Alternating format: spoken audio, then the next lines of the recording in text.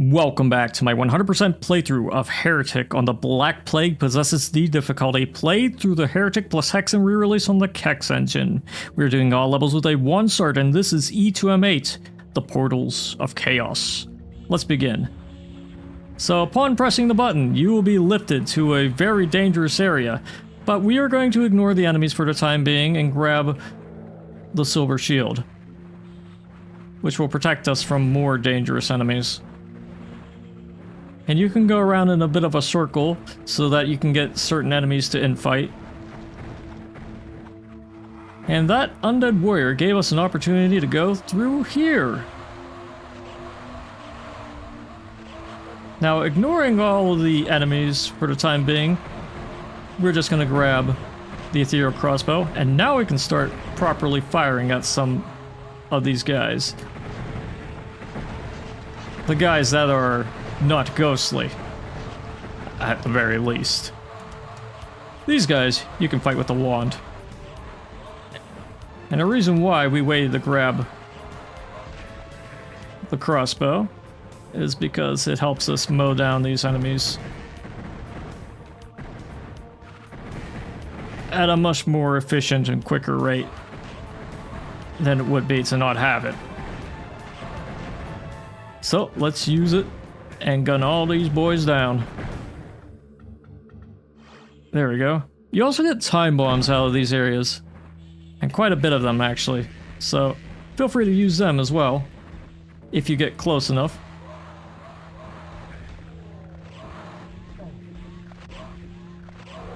Or you can stick with the wand and crossbow combos.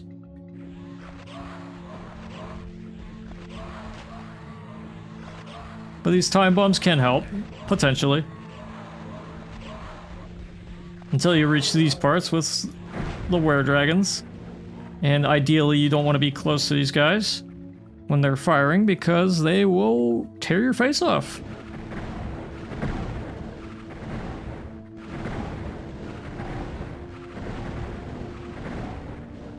Now granted, we've run into another problem here, which is, well, we can still kill these guys with the Elven Wand. In fact, we are going to do that with some of these guys.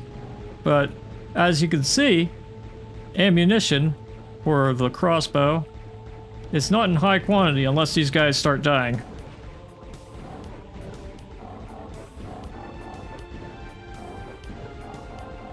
But that's fine, because we can still kill them with the wand anyway. Wand's still that good. Speaking of crossbows, there's a few you can grab here.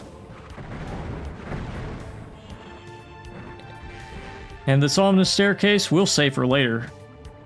For now, however, you can use these little spots to hide in from particular barrages of fire gargoyle attacks, if there are any. There's also the Siren Lich, who will emerge from here. And he's guarding this dragon claw, which we're going to use to kill him.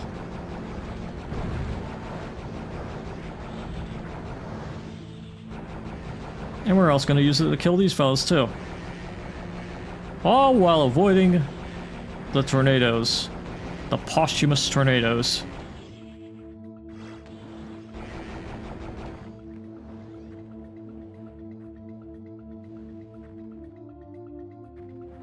And yes, you still see a lot of critters up there, don't you?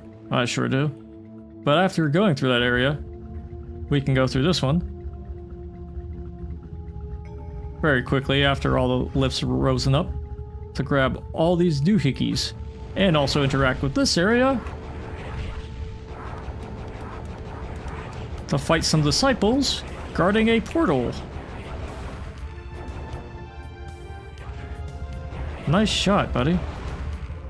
Well, going through the portal allows you to trivialize going through the crushers, but you still want to go through them anyway to get some extra ammo for your Phoenix Rod that you don't have yet, but it'll be very nice when you do have it. Yeah, anyways. Let's go back to where we encountered the Iron Lich, just to get these guys out. For a moment. There we go. Now let's commit. Because over here are some more time bombs, crystal vials, and other things. And level symmetry, which includes this part. And that's pretty much it.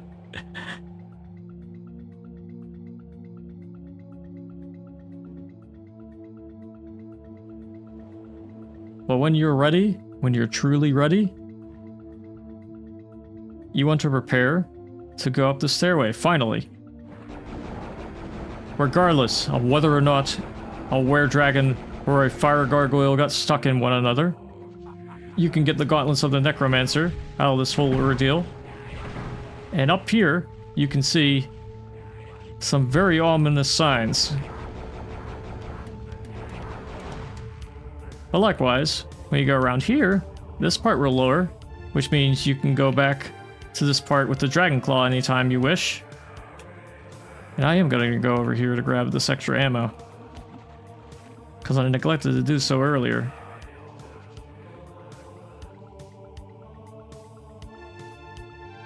But now we have that, we're going to use it, and then lose it as a result of fighting these guys.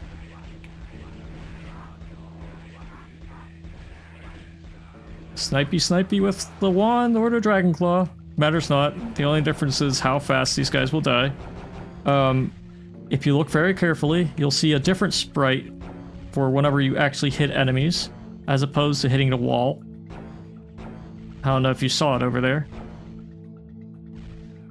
But the sprite for hitting the enemies has more of a spike pattern, whereas the one where you miss shows more of a diamond shape when it disperses.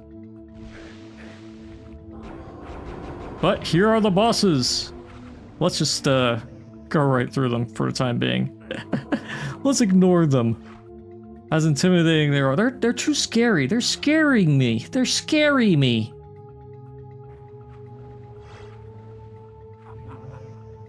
Instead, we're just gonna grab all the items for the time being. Because we need to get 100% of everything, don't we?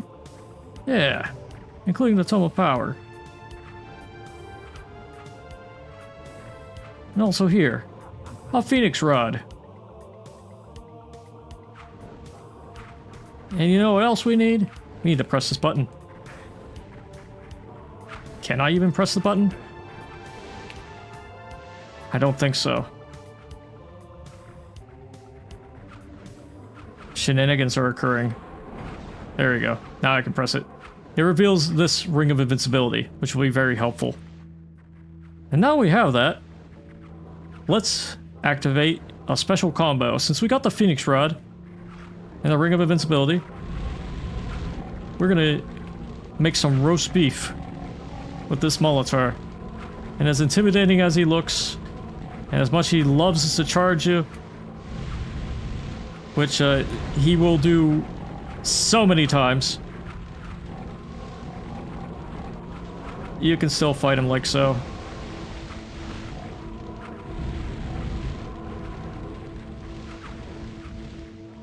But these guys love charging, don't they? Don't you? You anatomically realistic heart charging at me. Oh well. Well, we picked up another Wings of Wrath pickup. So we're just going to play chicken with them, more or less. But except, even though we have a Morphobum, we cannot actually chicken them. What a surprise, right? But what I meant is that we're going to keep our distance from these guys so that they fire their rockety attacks first and foremost. And when you hell staff them down, you should be good to go. Thus is the power of the Wings of Wrath. Especially in this map. But we got all the kills, all the secrets, and all of the items, so you can take any of these portals with the blue signs on them, and the blue sparkles, and you should be good to go. And that was the Portals of Chaos. And yeah, Subtle changes here and there in terms of gameplay. Again, most of it's texture-wise, but enemy placements are more or less the same. It's just the layout of the level has been slightly altered here and there, especially with the middle area where you go up and actually fight the Molotovs and the area itself. Now, I believe with the extra Wings of Rat pickup, I honestly don't remember if that was part of the items or not. I don't think it was. But if it was, yeah, it's still fine either way. But it is nice to have, though, because you can use it and fly around and just torment the Molotovs. I think it was part of the items. Again, it's that whole Mandela effect going on again. But very subtle changes to the gameplay. Just the layout, for the most part. I think the initial area is the most obvious change, where you have to go up the stairway in order to get to Silver Shield. I think it is a more, quote-unquote, grandiose way of getting to it. And some enemy positions have changed as a result of that, I believe. But yeah, aside from that, the level layout is relatively the same. But it's one of those levels that has changed in places so subtly, unless you've gotten directly out of just playing the original, you might not notice the differences. Unless you play the levels very recently. But yeah, with that, we are done with the second episode. But first, we have to read text on the screen.